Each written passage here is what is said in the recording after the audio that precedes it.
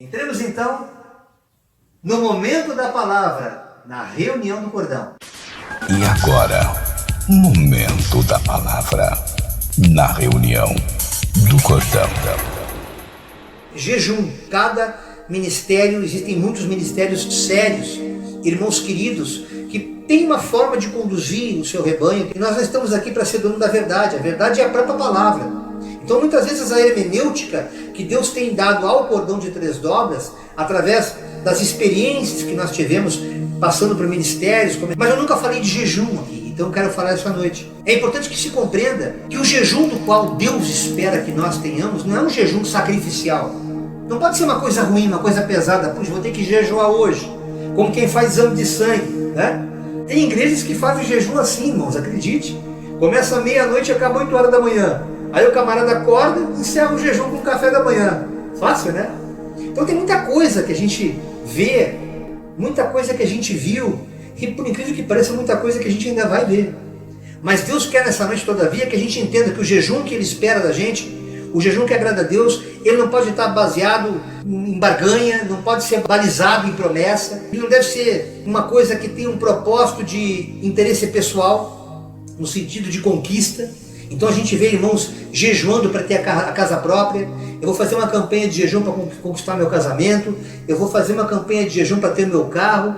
E isso vai fugindo, vai virando uma moeda de troca com Deus. E Deus não se agrada desse tipo de jejum, como também não se agrada desse tipo de oração. É importante que a gente compreenda que o jejum não pode ser meritório. Ele tem que ser algo que seja para edificação, para crescimento espiritual. Então o primeiro passo é a gente se isolar. Essa conversa de você estar congregando no ministério onde você está aí agora, e você jejua e passa o dia inteiro com dor de cabeça, às vezes tendo que tomar remédio, como aquela baita enxaqueca, contando as horas no relógio para ver que hora, puxa, encerrei meu jejum, como quem encerra um expediente louco para ir embora. Esse jejum não tem valor nenhum para Deus, nem para você, porque você não consegue de fato estar na presença de Deus. Ele não pode ser um jejum só de comida. É importante que se entenda que o jejum do qual Deus nos fala não é um jejum que está pautado tão somente na abstinência de alimentos, absolutamente pelo contrário. Ele tem um outro propósito de comunhão, de confraternizar, de compartilhamento. O alimento tem que ser da alma. A palavra de Deus tem que alimentar a tua alma.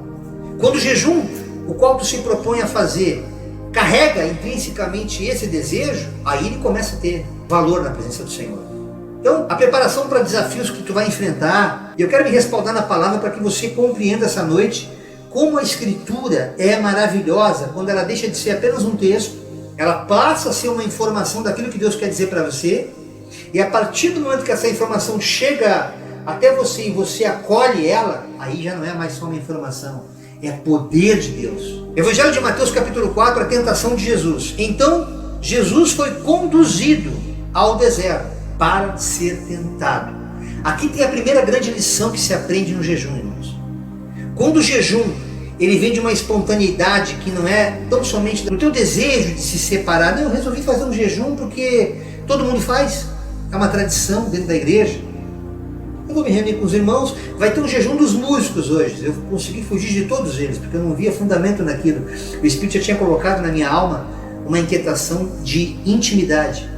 Como na conjugalidade, onde você com seu cônjuge entra no seu quarto, fecha a porta, assim também é a oração com Deus. Conversa com teu Deus. O teu Deus que tudo ouve, que tudo vê, te recompensará. O jejum também tem que carregar em si essa intimidade com Deus. E Jesus aqui, o Filho de Deus, o Verbo encarnado, vem à Terra e permite que o Espírito Santo, olha a outra parte da Trindade, que coisa maravilhosa, não foi algo dele que partiu. O Espírito o levou para ser tentado. E quando nós começamos a entender isso, irmãos, você vai começar a perceber que o propósito de jejum começa a criar um nível de compreensão diferenciado. Não é mais esse jejum religioso, não é mais o jejum que a religião impõe que nós façamos, porque esse eu parei de fazer faz muito tempo. Começou a me dar gastrite, quase virou úlcera. Eu comecei a entender que era importante eu me posicionar assim como Jesus, como Paulo nos ensina a ser depois imitadores de Cristo. Jesus, tendo jejuado 40 dias e 40 noites, depois teve fome, porque ele também estava em forma de homem. Ele veio como 100% Deus, sendo 100% homem.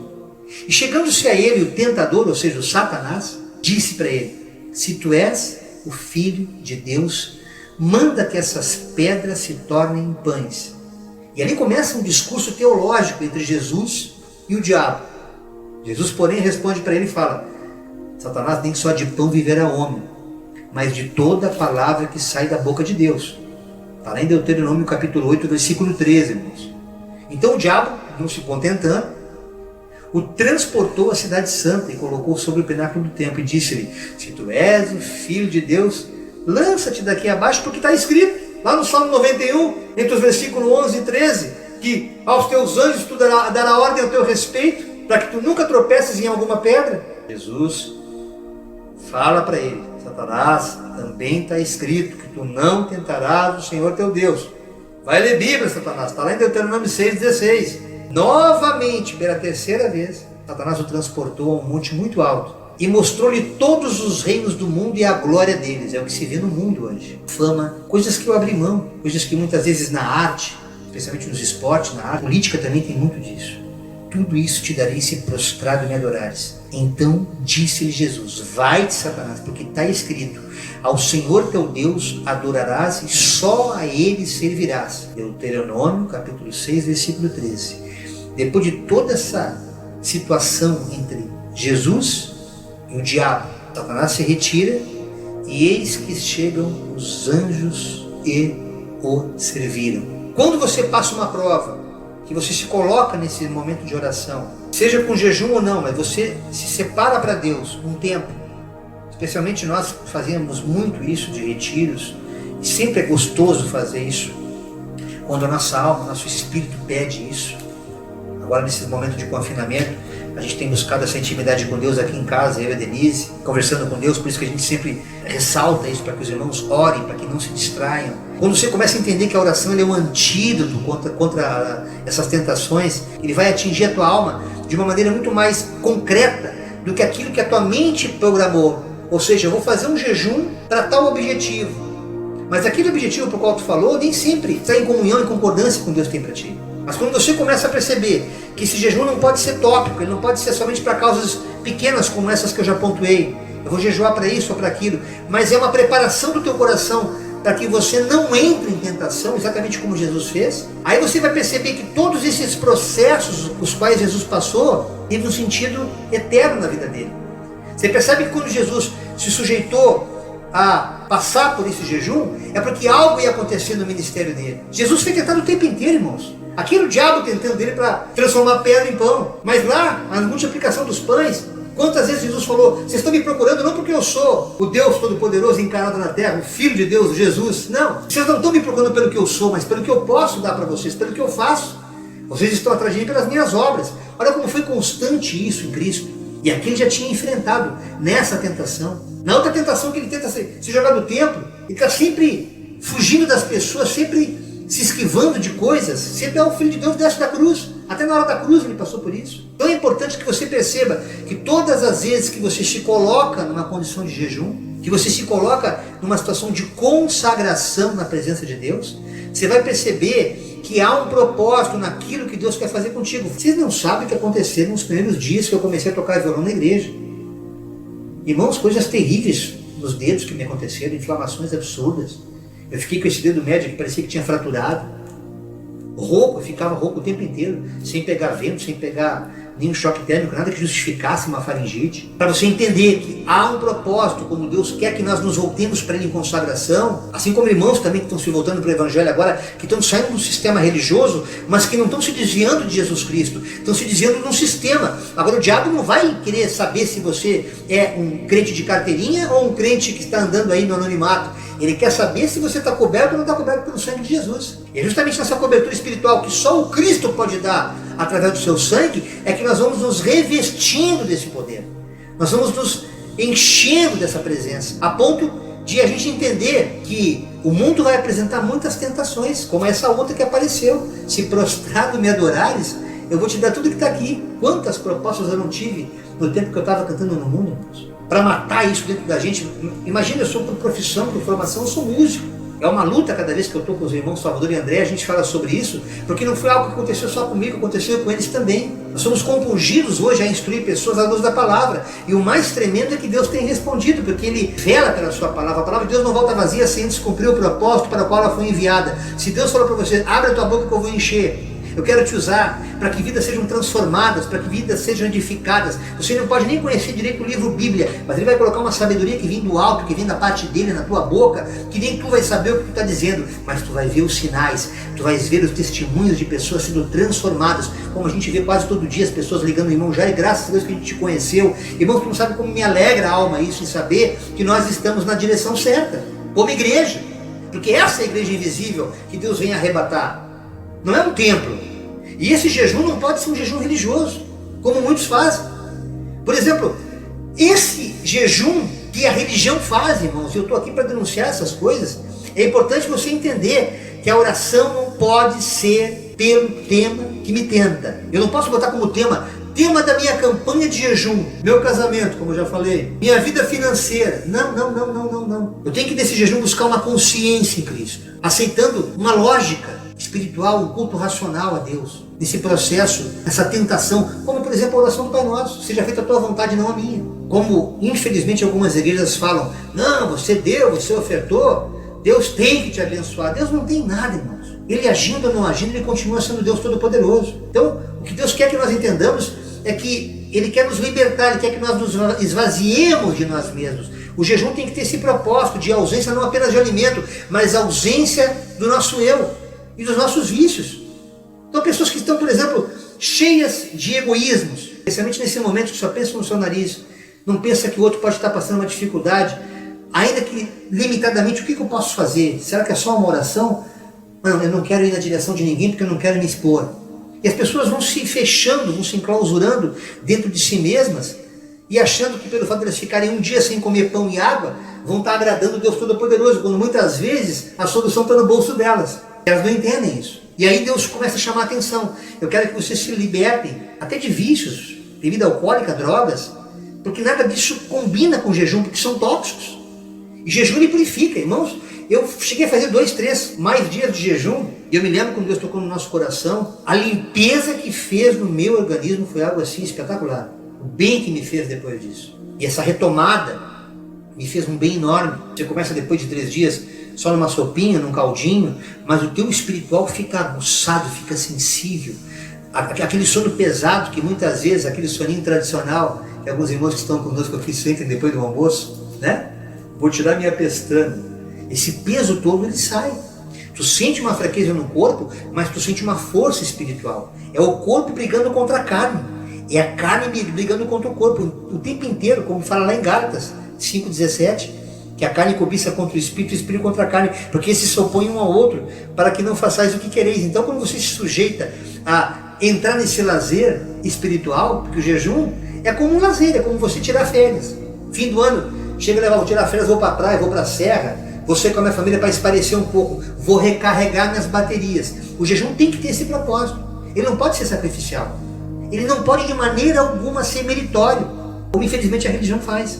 Então Zacarias, por exemplo, o profeta, ele fala no capítulo 7, versículos 5 e 6. Fala todo o povo dessa terra e aos sacerdotes, dizendo: quando jejuastes e pranteastes no 5º e no 7º mês, durante esses 70 anos, porventura, foi mesmo para mim que jejuastes? Hoje seria, atualmente nos judeus, o tal do Yom Kippur que eles fazem, são 25 horas de consagração sem pão, sem água, ou para os católicos, a famosa quaresma, e naquela semana não come carne, o próprio Deus ainda, o Deus Todo-Poderoso. Ou quando comestes e quando bebestes, não foi para vós mesmos que comestes e bebestes? Não pensem vocês que vocês vão tirar uma onda com Deus porque vocês estão se sujeitando a um processo litúrgico. Hoje eu vou jejuar, porque o meu pastor decidiu que eu tenho que fazer isso. Esse jejum não tem nenhuma validade diante de Deus. Satanás dá risada desse jejum que você faz, porque ele não chega aos ouvidos de Deus. Então, quando você começa a entender esse processo de Deus, irmãos, como quando, por exemplo, lá em Mateus 6, 16 e 18, e quando jejuardes, não vos mostreis contristado como os hipócritas, porque desfiguram os seus rostos, para que aos homens pareça que jejuam. Em verdade vos digo, que já receberam o seu galardão. Tu, porém, você que está aí acompanhando a reunião, quando jejuar, unge a tua cabeça com óleo, lava o teu rosto, para não pareceres aos homens que jejuam, mas somente a teu Pai que está em secreto. E teu Pai que está em secreto e vê, te recompensará publicamente, tal e qual está lá em Mateus 6, quando ele fala a respeito da oração. Não faça para se aparecer, como os fariseus faziam, que queriam pegar os primeiros lugares nas sinagogas, queriam participar das primeiras ceias. Não, coloque sempre em humilhação na presença de Deus, especialmente quando você vai se consagrar para tentar entender através de Deus o que Ele tem para ti nessa terra.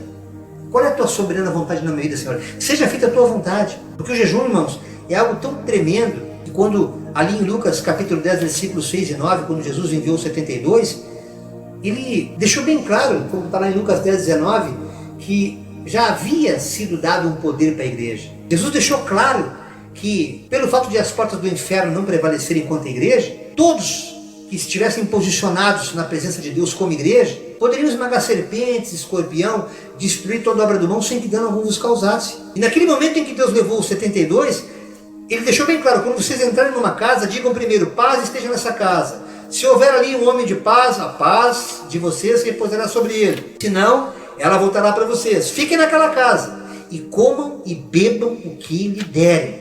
Não fique escolhendo cardápio. Você está de favor na casa de um irmão. Digno é o trabalhador do seu salário. Não fiquem mudando de casa em casa. Quando entrarem numa cidade e forem bem recebidos, comam o que for posto diante de vocês. E ali vocês curem os doentes, se houver, e digam-lhes, o reino de Deus está próximo de vocês. Jesus não deixou claro que eles tinham que jejuar para fazer essa obra. Como quando, por exemplo, ali em Mateus 17, versículo 19 a 21, quando os discípulos foram tentar libertar um guri que estava cheio de demônios, ora ele se jogava na água, ora se jogava no fogo, e o pai dele não sabia mais o que fazer, os discípulos não conseguiram expulsar o demônio daquele guri, e aí eles chamam Jesus, irmãos. Olha que tremendo o que acontece aqui. Então os discípulos, aproximando de Jesus em particular, disseram, por que não podemos expulsá-lo nós? Porque Jesus chegou ali e expulsou, por causa da vossa incredulidade. Porque a fé de vocês é muito pequena. Porque em verdade eu vos digo, que se vocês tiverem uma fé como o tamanho do grão de mostarda, que é a menor semente que existe, vocês dirão a esse monte, passa daqui para colar, ele vai passar, e nada vos será impossível. Olha que tremendo, e nada vos será impossível. O que impediu aqueles discípulos era a pouca fé. E aí no versículo 21 Jesus fala, mas esta espécie só sai com jejum e oração. Irmãos, eu estou para dizer aqui para vocês, eu tenho convicção no meu coração, uma pacificação do Espírito que não é heresia o que eu vou dizer. Quando Jesus fala isso, depois de já ter dito que até quando eu vou ter que ficar nesse mundo, ó geração incrédula, ele está o tempo inteiro dizendo, já foi dado o poder para vocês. Vocês não estão entendendo que eu já liberei? É só vocês porem em prática. É o que eu ensino aqui no Cordão, irmãos. Aprendeu o Evangelho, põe em prática. Você vai colher fruto disso. Não tenha dúvida. Essa casta de demônios só sai com jejum e oração. Vocês vão ter que jejuar, vocês vão ter que mortificar essa carne de vocês, porque dentro de vocês não tem fé suficiente ainda. Jesus fala mais adiante para eles, eu teria muito mais a vos ensinar, mas vocês não vão conseguir assimilar, então eu vou até aqui. Vou deixar a segunda parte para o Espírito Santo ensinar vocês. Porque vocês não estão entendendo, então vão para o jejum. E muitas vezes Jesus foi confrontado pelos fariseus. Poxa vida, os discípulos de João Batista jejum, os fariseus jejum. E por que os teus não jejum, Jesus? Ah, você já foi para um casamento, para uma festa, enquanto o noivo está lá e vão jejuar? Não, mas haverá um tempo, dias que o Jesus, o noivo, não estará. Então jejuarão. Existem duas tendências teológicas nessa parte. Alguns falam que o fato de Jesus não estar mais na terra como verbo encarnado, só em espírito. As pessoas falam que esse Jesus, pelo fato dele ter sido crucificado, ressuscitado, estamos aguardando a volta dele agora no arrebatamento, então enquanto isso nós temos que jejuar. E há uma outra tendência teológica que fala, durante os 3 dias apenas que Jesus esteve ausente, porque ele deixou bem claro, irmãos, que ele não nos deixaria sozinhos, ele estaria conosco até a consumação dos séculos. Então Jesus está o tempo inteiro conosco. Se partir do pressuposto que ele teria que estar ausente para que nós jejuássemos, hoje ele estando presente, este jejum de abstinência de alimento não seria necessário. Mas eu não quero aqui fazer nenhuma apologia a deixar de jejuar no que diz respeito ao alimento, ou passar a jejuar de forma sistematizada como a religião faz. Mas o jejum que Deus não quer, muito antes de Jesus vir, ficou registrado em Isaías 58. Então, todas as vezes que as pessoas me perguntam, esse ministério de vocês, pela palavra, é a mesma coisa que os fariseus afrontando Jesus. Vocês jejuam lá, vocês dão dízimo, mas a gente não fala sobre isso. Lá vocês batizam, vocês casam, vocês tomam santa ceia, como se nós fôssemos alienígenas, como se nós fôssemos uma igreja totalmente avessa ao evangelho. E o único que a gente imita aqui é o Cristo. E olha que o profeta Isaías já falava muito antes do verbo encarnar. Quando Deus falou na boca desse profeta para aquele povo incrédulo, que já era incrédulo naquela época, os judeus daquela época. Deus falando na boca do profeta Isaías, não posso ler tudo porque vai ficar muito longo. A partir do versículo 3 do capítulo 58. Deus meio que arremedando o povo. Vocês ficam dizendo assim, por que jejuamos nós e tu não atentas para isso? Tipo criança mimada, sabe? Que fica reclamando. Por que nós afligimos a nossa alma e tu não sabes? Aí Deus fala para eles, eis que no dia que vocês jejuam, vocês fazem isso por próprio contentamento de vocês e requereis todo o vosso trabalho, ou seja, vocês querem fruto desse jejum. Vocês fizeram uma performance, eu botei meu terno e minha gravata, a irmã botou a saia, vou pro jejum. Deus vai ter que responder porque eu estou jejuando. Coração cheio de raiva. Chega em casa, não se entende com a esposa, casa dividida, está em jejum, está dobrando o joelho, está rezando, está com um terço na mão, mas não consegue se converter. Olha o que Deus faz aqui, irmão. Olha o que ele fala aqui. Versículo 4. Eis que para contendas e debates, jejuais, e para dardes punhadas impiamente, não jejueis como hoje, para fazer ouvir a voz no alto. Vocês ficam jejuando para ter contenda com o teu irmão? Seria esse jejum que eu escolheria? Que o homem um dia aflige a sua alma e inclina sua cabeça como junco e estenda debaixo de si pano de saco grosso e cinza? Chamarias tu a isso de jejum? E o dia aprazível ao Senhor? Esse jejum que vocês chamam? Ficar um dia ou 25 horas sem comer pão e água? E o resto do ano de vocês vivendo como verdadeiros diabos aqui na terra? Esse jejum? Versículo 6. Porventura, não é este jejum que escolhi. Não seria este, prestem atenção. Que vocês soltem as ligaduras da impiedade, que desfaçam as ataduras do jugo, que deixem livres os quebrantados e que despedacem todo o jugo que está sobre eles. Lá no capítulo 61 ele fala sobre isso, é a coisa mais linda. O Espírito do Senhor Deus Todo-Poderoso está sobre mim, quando Isaías falou. Porque o Senhor me ungiu para pregar as boas novas aos mansos e enviou-me a restaurar os contritos de coração, a proclamar a liberdade aos cativos e a abertura de prisão aos presos. É o mesmo texto ainda aqui no capítulo 52, versículo 6. No versículo 7 ele fala, porventura não é também que tu repartas o teu pão com o faminto e recolhas em casa os pobres desterrados e vendo o nu, o cubras e não te escondas daquele que é da tua carne? Esse é o jejum que Deus quer. Não é a abstinência de alimento não, meu irmão. Esse é o secreto teu com Deus no quarto. Agora esse aqui, ele quer que tu te transformes em corpo. Um membro interagindo com o outro. É impossível andar como corpo sem que braço caminhe junto com perna, debaixo de um cabeça que é o Cristo. Fazendo isso, ou seja, não aquele jejum de autoflagelação, de autocomiseração, mas fazendo esse jejum, esse que realmente é o jejum que me agrada, dessa forma, estou acolhendo o necessitado, não apenas com a abstinência de alimento de algumas horas sem comer ou beber, mas ajudando ao próximo, deixando de comer um pouco o que tu come, já que tu não tem para dar, e repartindo o teu pão com o próximo. Olha o que vai acontecer contigo. Versículo 8, capítulo 58 de Isaías, está escrito, então romperá a tua luz como a alva, e a tua cura apressadamente brotará. Tu não vai precisar nem fazer campanha de jejum para ser curado, como alguns estão fazendo aí na cura da Covid. Escute o que o profeta Isaías estava falando aqui. E a tua justiça irá adiante da tua face, ou seja, as bênçãos já vão à frente de você. E a glória do Senhor será a tua retaguarda. Vai ter essa cobertura de Deus atrás de ti, impedindo que praga alguma chegue até ti. Então clamarás e o Senhor te responderá. Gritarás e Ele dirá, eis-me aqui, filho, filha minha.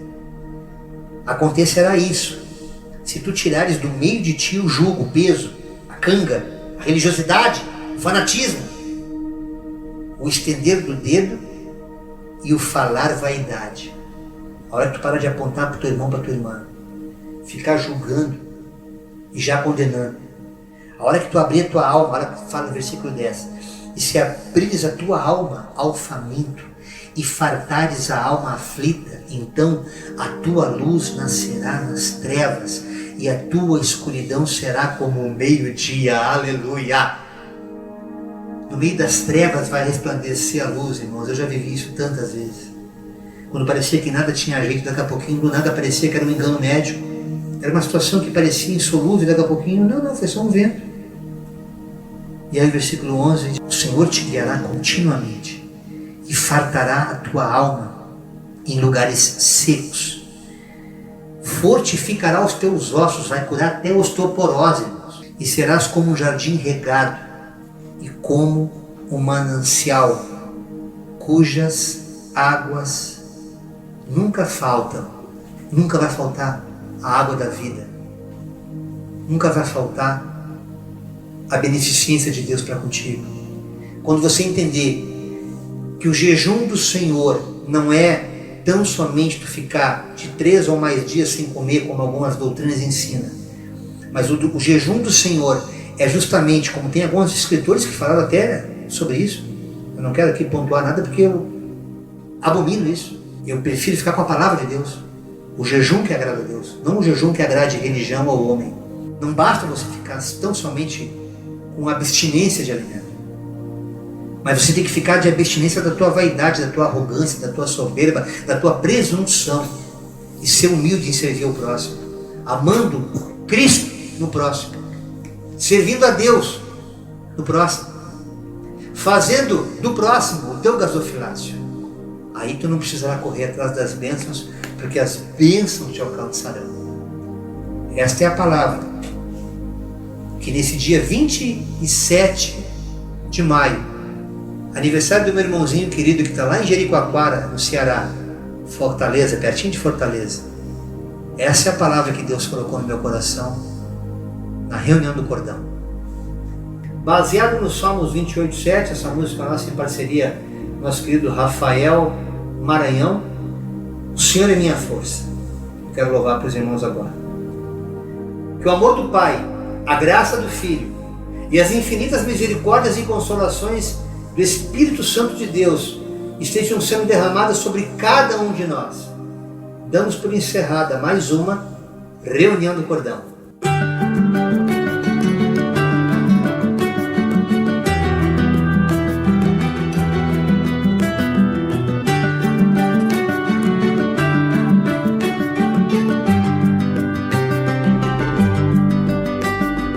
O Senhor é minha força e também é meu escudo. Nele o meu coração confia, nele eu tenho refúgio. Eu clamo somente a ti, Senhor, porque tu és rocha minha. Não seja surdo para me ouvir, não te cales acerca de mim. O Senhor é minha força e também é meu escudo. Nele o meu coração confia, nele eu tenho refúgio. Que eu seja como os que descem a cova, ouve-me as vozes súplices. Quando a ti clamar por socorro, quando eu erguer minhas mãos para ti, o Senhor é minha força e também é meu escudo. Nele o meu coração confia, nele eu tenho refúgio. Não me arraste com os ímpios, com os que praticam a iniquidade. Eles só falam de paz e amor,